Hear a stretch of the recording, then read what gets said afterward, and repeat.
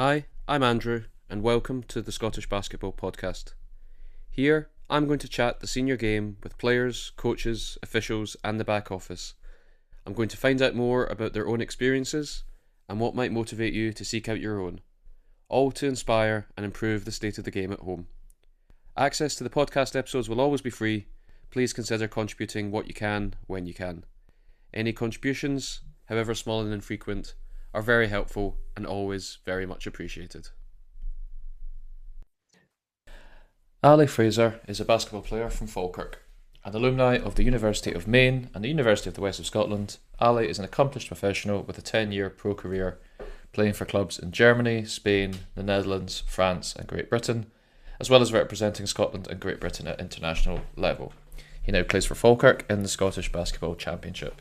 In 2013, Ali played his rookie pro season in Germany with the Gotha Rockets of the Pro A League. Welcome, Ali, to the podcast. Hi, thanks for having me on. Not at all. Straight into it. You signed with the Gotha Rockets in the German second division, the Pro A, early in the summer of 2013. You were coming out of the University of Maine in Division 1 of the NCAA after another successful individual season. And to turn pro, you were giving up your final year of eligibility. You could have transferred to another school, and you had offers from various teams at home and abroad to go pro. How did your agent present the options and offers you had? What was important to you and to them? And who was providing you good counsel as you weighed up your decision?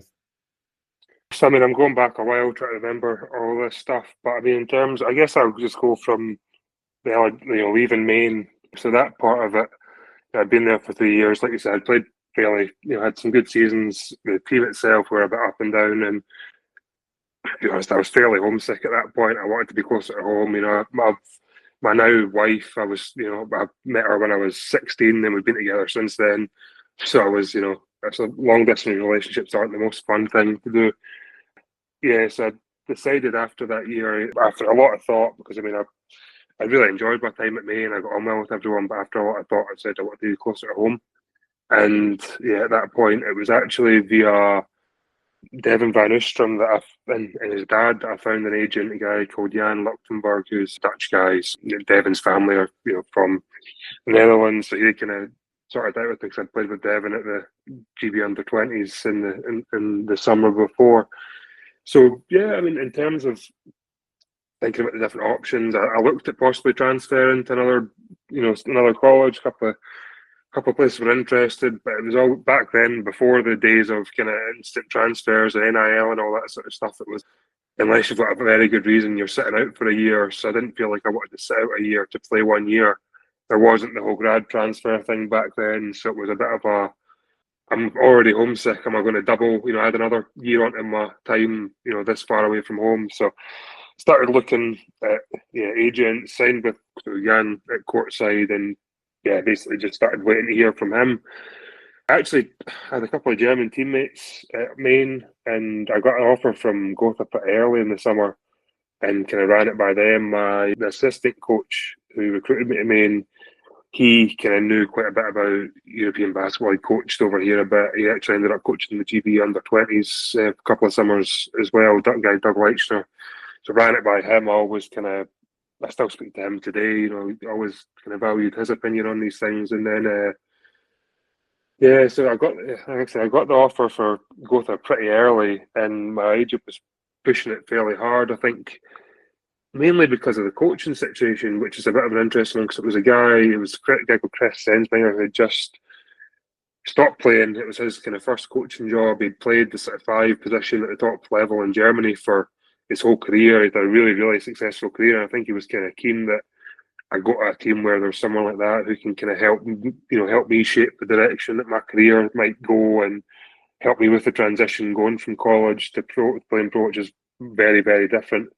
And in terms of, other than that, counsel and who I asked for opinions, it's always just the same people. It's always my mum, my dad, and Hannah, my now wife, to try and get their views on it and what they think. And then there's always the Bunyan family, who always have an opinion whether you want it or not. I think is everyone in Scottish basketball will probably be aware of that. But Keith and JB and Johnny always have had a big influence in my career and a big input in coaching me and helping me figure out what's best. So it was a combination of people. But at the end of the day, it was kind of weighing up the pros and cons of everything. I think when having gone through a couple of a fairly long pro career, the summers where you're waiting until the last minute to sign are always the most stressful. So I think from a rookie year, it was nice to get a contract signed fairly early. And it was nice as well when before I officially got the offer, I got a call from Lee Riley, who I had played with in the Scotland team and everything, and he had been over there on a visit to see about potentially going to play. They talked to him about me, asked if he knew me, and me and Lee are actually really good friends. I was at his wedding a couple of weeks ago, so it was a nice coincidence that he happened to be visiting there, and they were looking to recruit me. No connection at all, other than just complete coincidence. So that I guess, pushed it over the top. The idea that I might get to play with Lee for a season, and we ended up living together that year as well, which was really nice. Yeah, I mean, a lot of factors went into it, but at the end of the day, it seemed like the best spot to kind of have a good start to my pro career. There was also a bit of added incentive. The team in Germany, they're owned by a brewery, and they had a partnership with a brewery in Japan, I think it was. So the pre-season plan was for a trip to Japan, so that was a nice added sort of incentive to sign there as well. Although I never ended up going on that trip because I went to Eurobasket instead. But it's not the worst thing to go, give it up a trip to Japan for. Yeah, just as you mentioned there, you received a late call up to the GB men's national team as they prepared to compete at Eurobasket in 2013 in Slovenia. During that tournament, you would receive one cap against a loaded France team featuring legends Tony Parker, Nicolas Batum, Alexis Alencia. What are your recollections of the tournament and the national team setup? And when you look back at the team you played with, did anyone or anything happen that would later influence your approach to your first season as a pro? I mean, so thinking back on that, it was a sort of very late call up. We'd played Scotland stuff earlier in the summer, and we played England or something like that, and beat them. And it was a classic. I think it was 2013, so it was right after the Olympics. So a lot of the sort of bigger names, I guess, weren't playing for GB that summer, or the really, really big names. There were still some very, really, really good players playing, but so there was a bit more of an opportunity for a younger guy like myself to maybe get a chance.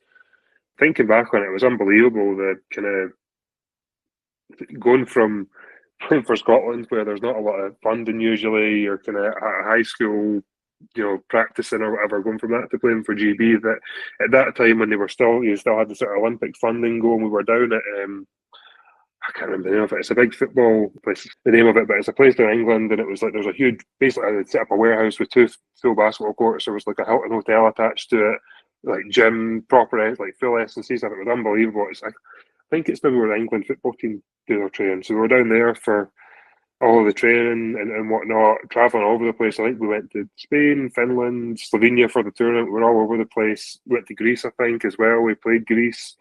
So that was an amazing summer in terms of going from, trying to figure out whether I was going to go back to college or play professionally, to being thrown at the deep end with that.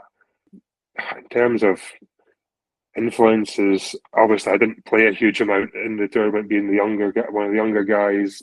We had, the coaching was amazing. We had Joe Prunty, who obviously did it for a few years, and he was doing an NBA assistant coach, and he's done a few stints as head coach. We had Guy Goodes, I think is his name, who was involved with Maccabi Tel Aviv and had been a player for years. He was the assistant coach, so he was unbelievable. But probably the biggest influence on me, given that I wasn't playing as much, we had an S&C guy. I'm sure his background was in rugby, a guy called Calvin Morris, I believe was his name. I might be getting that totally wrong.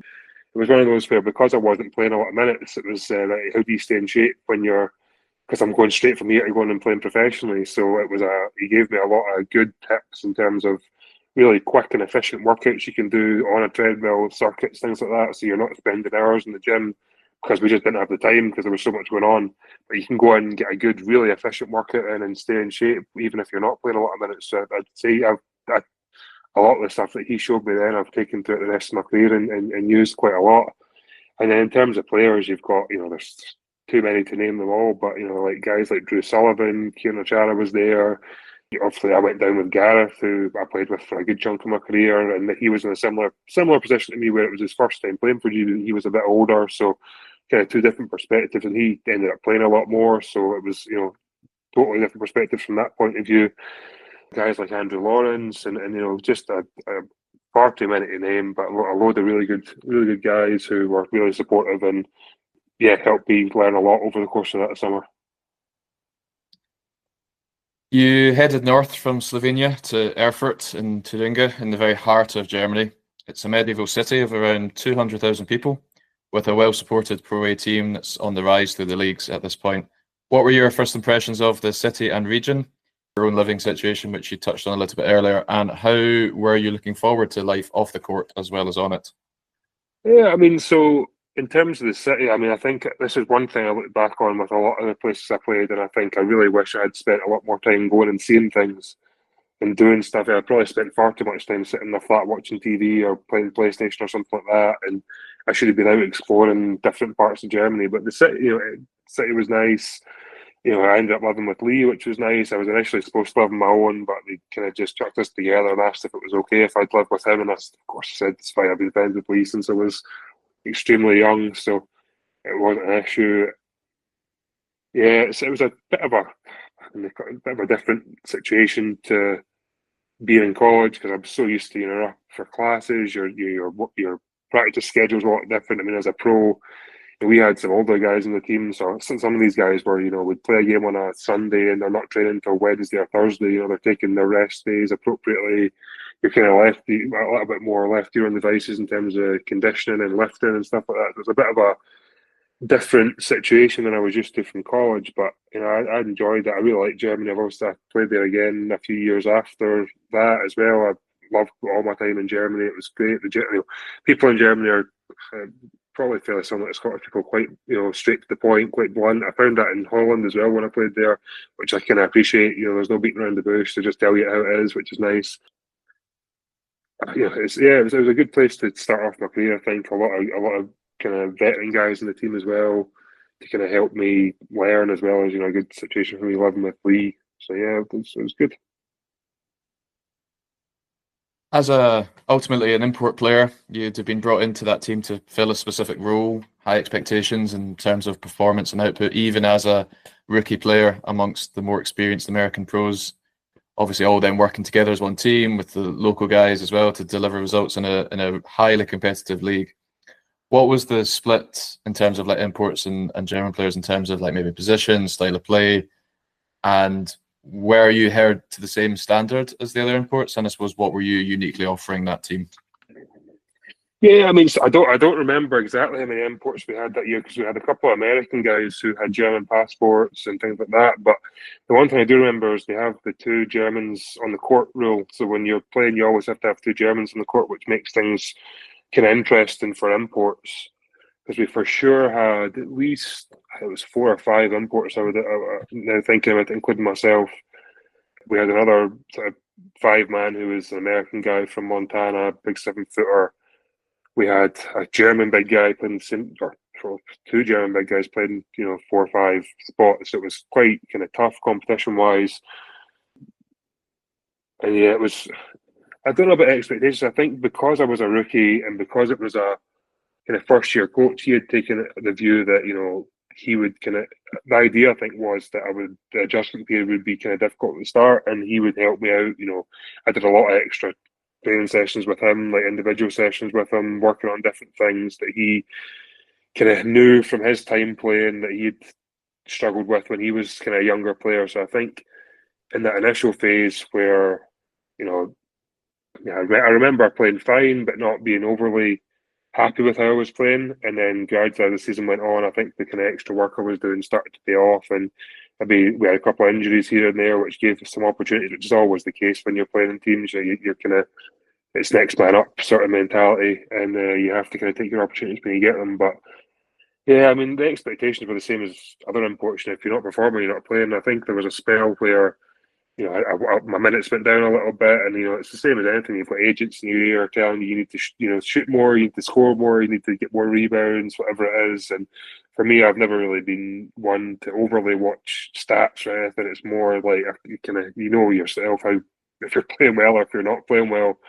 So for me, it was I felt like I gradually improved as the season went on, which is I think the most important thing for any basketball team. I think as a team we improved as the season went on. We kind of we were probably right around 500 for the first bit of the season. Then we kind of picked it up as the season went on, and we ended up making the playoffs, which was quite tight towards the end of the season.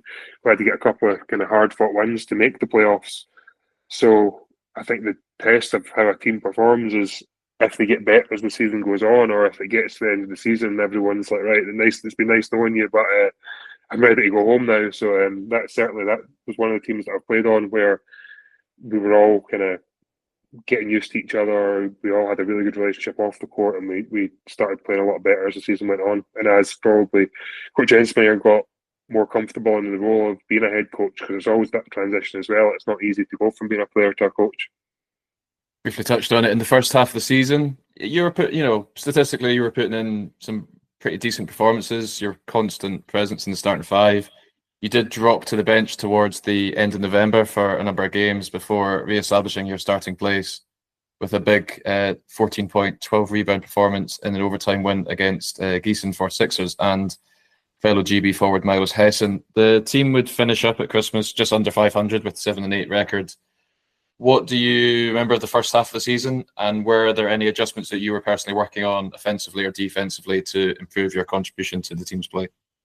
Yeah, I mean, so one of the biggest things I remember is obviously having been at GB, missing a good chunk of preseason, which I think is a big factor in kind of how you're going to perform. You know, you've got to get used to playing with people, you've got to learn plays, you've got to learn defensive setups, all that sort of stuff.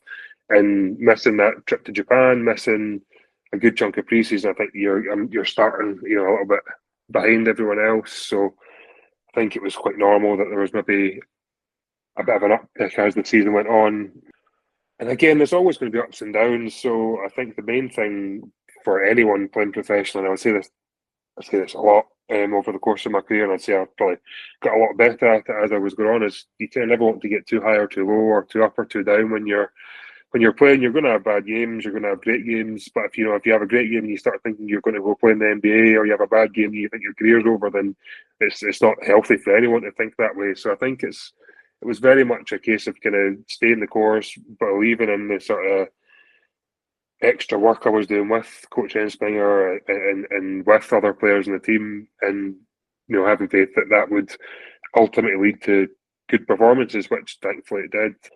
I can't for the life of me remember much about dropping, coming off the bench or anything, but I've never been someone that really has any issues with that. I think it's whether it's matchup dependent, whether it's if you're having a little, having a bad spell of games, it can sometimes be a good thing, a bit of a mental reset for you where, okay, right, just there's not that same pressure as being in the starting five. You come off the bench for a couple of games, okay, you get in your rhythm again and you go back to starting. So I think there's that, and then there's also, it's a long season, so you get up to Christmas for about 500. Everyone goes home for a few days, has a bit of time with their family, bit of kind of refocus, get a bit of perspective, and you can go back into the second half of the season with a renewed sort of focus and energy, and really perform better, which I think I managed to do. And I was like, again, I feel like I was very fortunate that year because I had someone like Lee there living with me, where it's kind of easy. You know what Scottish people are like. We're never ones to be overly complimentary of anyone. So if I have a good game, he's making fun of me, or bring you back down to earth. Or if you have a bad game, he's doing the same thing. So that helps you a lot with keeping perspective. I think where you're never really. You never believe your own sort of type or whatever you want to say. You're just kind of go do your job and show up every day, and you hope that good things will happen because of it. So yeah, yourself and Lee, two 21-year-old Scots playing on the same team, playing pro abroad would be unusual enough. You've obviously touched on it a little bit so far, but what was it like to share your first pro experience overseas with Lee? Obviously, Lee was playing with the first team and he was also playing with the second team in the Regional Liga. How did the differing roles, expectations placed on each of you impact on your shared experience? Yeah, I mean, so as much as Lee was there playing with the sort of Regional Liga team, he was at practice with us every day with the pro team. He was playing well in practice every day. It wasn't like he was there and he looked like he was, he shouldn't be there. He was out there performing. He had some games for the pro team where he showed that he was definitely good enough to get a contract. I think the main reason he was there playing with the Regional Liga team is he didn't have that background of, he went to college in the States for however many years and then just needed that sort of opportunity. So the Regional Liga stuff, Yeah, I mean, I went to some of those games, and he was playing extremely well in those games. And thankfully, when we had a couple of injuries, he got a chance to play for the pro team. But I mean, again, it's never one of those things where you're like, it's me and Lee are good friends. We're out there playing basketball, having a good time. I've been really, like I said, I've been really good friends with Lee for years. I still talk to him regularly today. And it's nice for us both to think back on that year that we got to spend together. It's very rare you're going to get to go and live in a foreign country with one of your really good friends and play basketball, and both of you are getting paid to do it.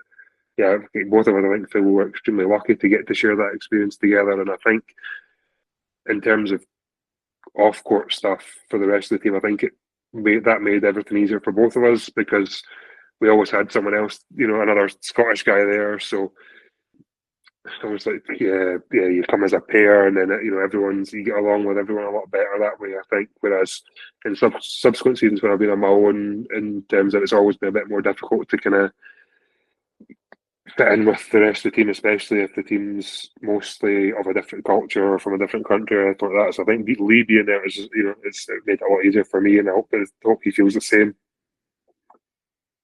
Yeah, you're playing for your first professional head coach in Chris Ensminger, who we've mentioned. He was an American. He had years of high-level playing experience in the Bundesliga with NBC, Bamberg, Paderborn, and Bonn at the same position as yourself. This was his first head coaching role, and this is all you know as a professional head coach. How did he compare in terms of coaching style and philosophy to your long-standing college head coach, Ted Woodward? And were there any formative moments with Chris as a head coach for him to unlock the best of you or help you see the game in a different way? Yeah, I mean, I think I was probably ignorant of how good a career he'd actually had before I got there. Obviously my agent had told me a bit, and you can Google or whatever, but I don't think I'd realised quite how good he had actually been when he was playing. So that was a nice kind of bonus when I got there and realised, like, wow, I can actually really, really learn a lot from this guy.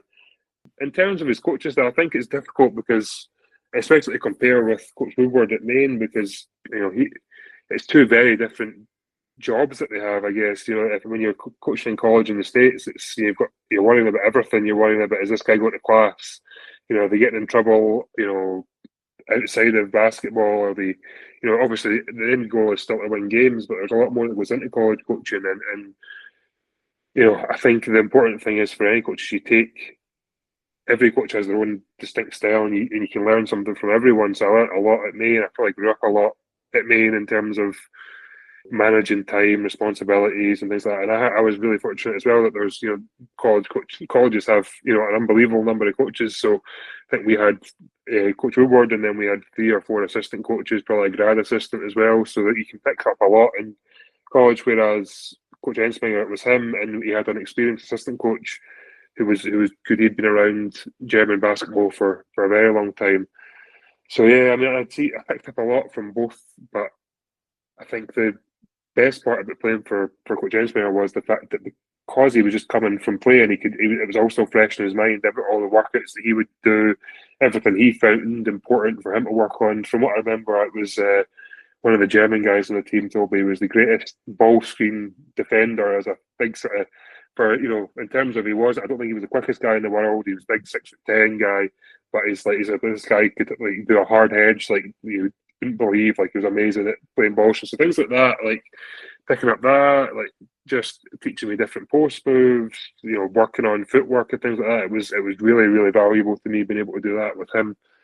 And like I said, I think as I kind of grew into being a professional basketball player, he was figuring out exactly how he wanted to coach. So it was kind of it was a nice way to start my career that way, and it was a good way to sort of learn a lot and good way to transition. I was also fortunate we had a lot of kind of veteran. We had a couple of veteran Americans, and we had quite a lot of veteran German guys in the team that year who were there to kind of help him as well in terms of what we should be doing. So no, it was good to play for Coach Ensminger. Obviously, I had a great time in college as well, so it's always good you can learn stuff from all the different coaches you have.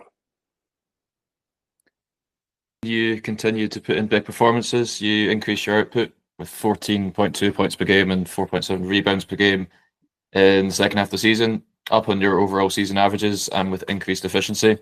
Team ended up finishing 7th with a 17-13 record and their highest ever finish in the German league system. Were you benefiting from the adjustments you were working on earlier in the season, those moves that you were working with Coach Chris Innsbrucker, or had other changes to the team's personnel, rotation, style of play benefited your own performances? I mean, I think it's always a combination of things when someone's performance starts to improve a bit. Yes, it's all the kind of extra hours that are added in working on different aspects of it. It's also a bit of kind of getting used to playing with everyone, a bit of familiarity with the style of play in Germany. And then, yeah, we had some changes. We had a guy called Jan Lipke. He was a kind of 3-4 man. He got injured. He hurt his knee in the first part of the season. And I think he did something with his kneecap, and then he slipped on some ice around Christmas and did the same thing again. So he was out for the whole season. Pretty much, we brought in a guy called Travis Varic, who was a kind of German American guy who came in partway through the season. He changed quite a lot of the way we played. He was a kind of 2-3 man who he ended up having a really good career. I think he had a German, Israeli, and American passports. He ended up playing in Israel for a good chunk of his career. So he came in, and there was, I think like one of the German big guys left partway through the season. So it's always these different things that all come together to, performances improving. But I think just the overall team performance was improving as well. We, like you said, after Christmas, our record was much better. I think we all played. We figured out playing with each other quite a lot better than we had at the start of the season. Just again, when you put a mix of young guys and veteran guys, and it's always that kind of hierarchy starts to get set a bit more of like who's getting shots, what their spots are, how many minutes guys are playing, what the rotation looks like. So I think it was just a good sort of progression as the season went on of that getting figured out. And I always think that for teams who kind of peak towards the end of the season, that should always be the goal. I mean, you want to play well at the start of the year, but if a team can improve as the year goes on, I think then the coach has done the right things and so have the players. The team qualified for a first round playoff series against the second ranked Creation, a team you had beaten just 3 weeks before. The series itself, it was back and forth, best of 5 series, each team taking the home win for the first 3 games. It was all tied at halftime at home in the 4th game before Creation took over and stole a 3-1 series win. Watched some footage of the Gotha Arena that season, and the atmosphere was amazing. It was very, very loud. Talk us through your recollections of that playoff series and your first exposure to the occasion and anticipation of postseason professional basketball in Europe. Yes, I feel like I don't remember exactly. I might be totally wrong, but either that season or the year after, I feel like Transilvania went up to the top league. So they were obviously a very, very good team. They were higher seeded than us. We obviously just made it into the playoffs sort of towards the end of the season. So the fact that we went back and we got a game at home, we had we played pretty well was probably better than I was expecting of us, especially after the way we played the first half of the season. I do remember they had a kind of older, kind of 4-5 man. He couldn't have been any taller than about 6'4", 6'5", just like as wide as he was tall. I remember matching up with him, and this guy absolutely killed me in a couple of those games. So that is one thing that sticks with me is I remember this guy absolutely killing me, and again probably Lee telling me, why is this 6'4" guy posting you up and scoring on you, things like that. Yeah, it was a good experience all in all. I think these are the things that you can remember and you look back on, and then when you're working out in the summer and the off season, you're thinking, right, this guy killed me. I need to go and I need to go and figure out how to stop that. And in terms of the Gotha Arena, that was a temporary arena we had that year. So there was a big plan. So the team was owned by a brewery, and I think the guy who owned the brewery was a huge basketball fan. I never met him. He had actually taken unwell kind of towards the start of the season that I was there, and eventually I think he passed away kind of over the summer after that year. And I think kind of the push to kind of make that, because I think the idea was they wanted to try and make the top league and put a lot of money behind it, and I think that kind of they eventually did make the top league a couple of seasons later, but after he passed away, I don't think there was much of a push for trying to do that anymore. But that was a temporary arena, so we were literally, it was like in the middle of a field. It was like a tent you'd put up, this huge tent with a basket. All it was a basketball court, like a couple of locker rooms, and then stands. And there was a bar that served all the beer from the brew that ran the team, and the fans were loud, and Anytime anyone came over to visit me, whether it was my parents, my wife, now wife Hannah, or like Lee's parents came over, and all they would comment on was how great the atmosphere was. It was like the fans were practically on the court. It was really really nice. Actually, it's like the only other place I remember it being quite like that is Newcastle's arena. They have like literally the fans are like right behind the benches, and you'd have a time out, and they're like shouting at you. Thankfully, in Gotha, they're screaming at you in German, so I had no idea what they're saying.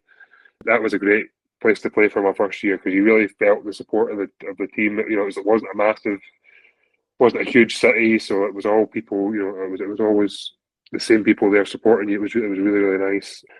Yeah, good first experience. Again, I think as it would be expected for a rookie, it had some probably good moments, some bad moments over the course of the player from, but it's stuff that you can always kind of take away from and try and learn from. After that season had come to an end, by any measure, you'd performed like really well, really solidly at a very high level. You made real contributions to the team as a 21-year-old rookie big man. How did you rate your season at the time? Was there ever any plans for you to stay with Gotha for the next season? Is that something that you'd have wanted? And then how did the timing and severity of your knee injury impact on your plans and offers for a pro contract for the following season? Yeah. So I mean, I think if probably in my younger and maybe cockier or less kind of, I don't know how to word it, but probably back then I was looking at it like, I've had a great season. I'm going to go and get an offer somewhere in top league, get more money, blah blah blah. Certainly, I'd spoke to Gotha about going back, and it was the same as it was the usual thing. Every summer, every pro player has the same thing. It's like, yeah, I'd love to come back, but have you got more money for me, kind of thing. And the answer they gave me was, we'd love to have you back. We don't know what the budget's looking like. We'll come back round to you at the end of the summer. But just fine, no problem. I'll go and wait and see what happens because I felt I'd had a good enough season to go and get another job somewhere else if I needed to, and that Gotha would be there as a place that I had a great time and that I would happily go back to. But yeah, unfortunately, I had a knee injury over the summer, and that kind of scuppered those plans of going back to Gotha just for the timing of it. So effectively, I think I was playing pickup in the summer and jumped up to do to dunk or take a layup or something, felt a pop in the back of my knee, and that was pretty much me. I didn't actually get diagnosed for a couple of months because it wasn't severe enough. I ended up tearing my meniscus, but it wasn't a bad enough tear that it really severely hampered my ability to play. It was a bit limiting, but wasn't terrible. So I kind of just got on with it and kept on playing. And it wasn't actually till I went to GB camp that summer that I got an MRI and they told me I had to have surgery on it. So I'd probably played that for about 2 months and then went and got surgery at the end of the summer. Whereas if I'd been a bit more proactive and got an MRI earlier and got surgery start of the summer, I'd probably been fine for the start of the next season. But that kind of threw all my plans off a little bit by having that, and I ended up actually subsequently having another knee surgery later on, or during the following season, just due to complications from the first one. But yeah, it was a bit disappointing that summer after having what objectively was a good rookie season. And I thought I would be able to build on that, but it's kind of you always get these setbacks when you're playing sports. It's just something you have to deal with. Some people are luckier than others with these things, but yeah, it was a bit unfortunate. And I think the following year I ended up signing with the Rocks for a few games before I ended up going to have another knee surgery, and I sat out the rest of that year while kind of rehabbing. So it was a bit of a disappointing second year in playing pro, but it's always something you can learn from. I think for me, I've obviously left college with a year still to go on my degree, so I made a point of finishing that online that year and a couple other things that I had going on. So it wasn't a bad thing to kind of give you perspective and reevaluate and think, right, maybe I'm not going to be playing, making millions and playing this for the rest of my life and living off this. So I maybe better start figuring out what I'm going to do post basketball. Yeah, it was a bit of it was a good. In hindsight, I'd rather it didn't happen, but it wasn't the worst thing that could happen to me. It gave me a bit of perspective and it helped me kind of set up what I'm doing now in terms of work and things like that. I don't think I'd be doing what I'm doing now if that hadn't happened to me. So I'm somewhat fortunate, but obviously it's a bit disappointing if I look back and think what might have happened if I'd either just taken that contract in Gotha and gone back there and, not had to worry too much about the knee injury because they would have helped me with rehab and surgery, or if I had, gotten surgery a bit earlier. So it's just one of those things. I'll never know where I could have ended up playing because yeah, it's always difficult when you have a knee injury because no one, it's always a kind of, oh, is his knee healthy? Is he what they want to sign him? All this sort of stuff. So yeah, not ideal timing, but it's you learn from everything. All these things. It's all character development or whatever you want to say. So yeah, no, it's disappointing, but nothing you can really do about these things. Also quite fortunate that GB were able to cover, help me deal with it all, get rehab, get all my get my surgery dealt with all that. So I was very fortunate to have that in place as well. Ali, thank you very much for your time. Yep, no worries. Thanks for having me on. Yeah, it's been really fun to kind of reminisce a little bit about my what would be was that 10, 11 years ago now? Longer maybe. Yeah, long time ago. I feel old.